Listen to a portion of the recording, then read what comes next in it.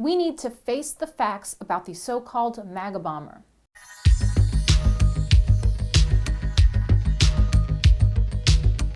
As you may have seen by now, a series of suspicious packages, potentially explosive devices, and envelopes full of white powder have been sent to a number of high-profile individuals. From CNN's offices to Bill and Hillary Clinton, pipe bombs and letters full of white powder have been delivered to clearly political targets. But the response by the media and the far left of the Democratic Party, by that I mean most of them, has been really shocking. I've come to expect bad things of these people, but this really takes the cake. In terms of the suspect, sure, there could be a legitimate suggestion that this is a false flag given the proximity to the midterms. I really wouldn't put it past the Democrats to do something like this, but honestly, I think the more likely explanation we should consider is that this is the act of a crazy person who snapped. This stuff happens all the time. There are crazy people who support the Republicans. There are, and they hate the Democrats, and they might be willing to do something terrible like this. Think back to the Brexit referendum in the UK. Just a couple of years ago, it was held on the 23rd of June 2016, and just a week before it was held, Remain-supporting left-wing member of Parliament Joe Cox was stabbed to death in the street by a far-right extremist with mental health problems. The press, of course, went into a frenzy. Some people called for the referendum to be delayed, and many people talked about how the far right were using the Brexit campaign to push their violent message, etc., and so on.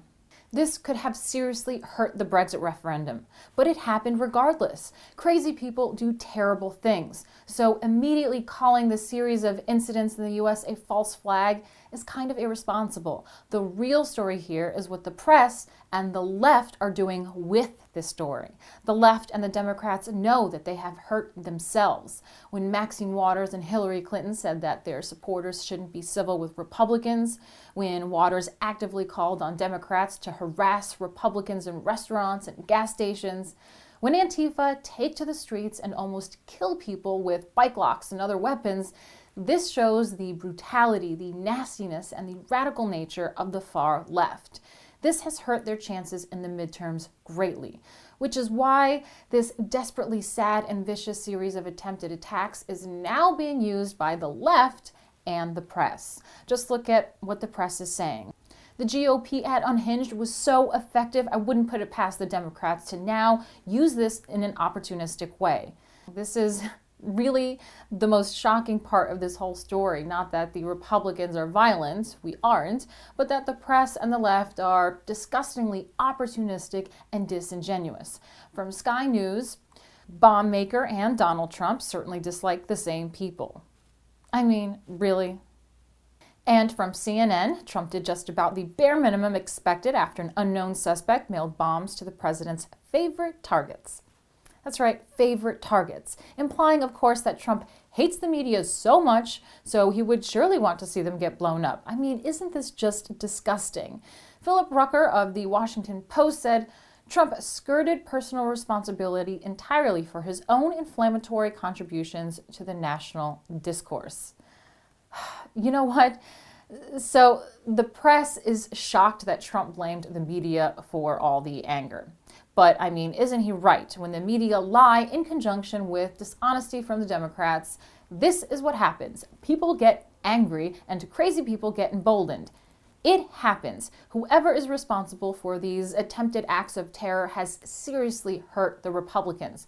The truth is that the Republicans are decent, largely God-fearing, polite, and civil people who simply want to look after their own families, their communities, and their nation.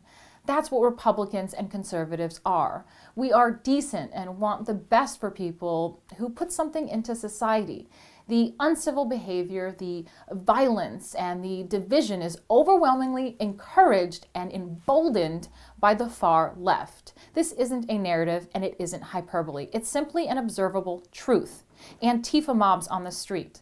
The shooting at the Republican baseball game. Brutal violence, harassment campaigns that get decent people fired and robbed of their livelihoods, false rape claims, and uncivil behavior encouraged by Democratic presidential candidates.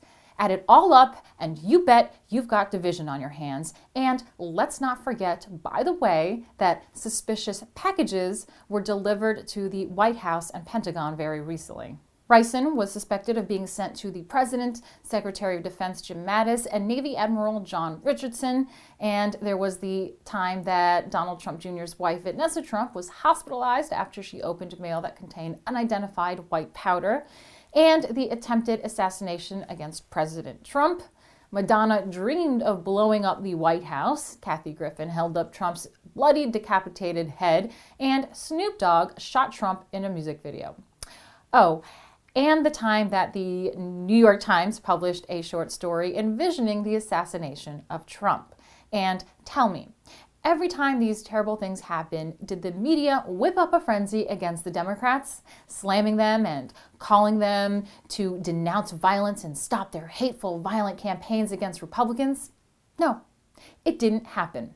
So let's be honest about this. It's perfectly plausible, even likely, that this is the work of some right-wing crazy person who has completely lost the plot. It's impossible to control crazy people, but the narrative that this is a result of Trump's actions and words is simply a lie.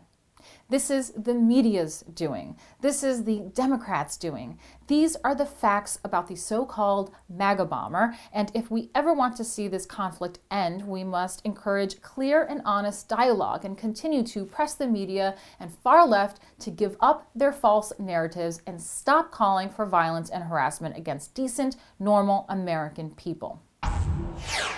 If you want to see more from me and the rest of the Rebel team, like and subscribe.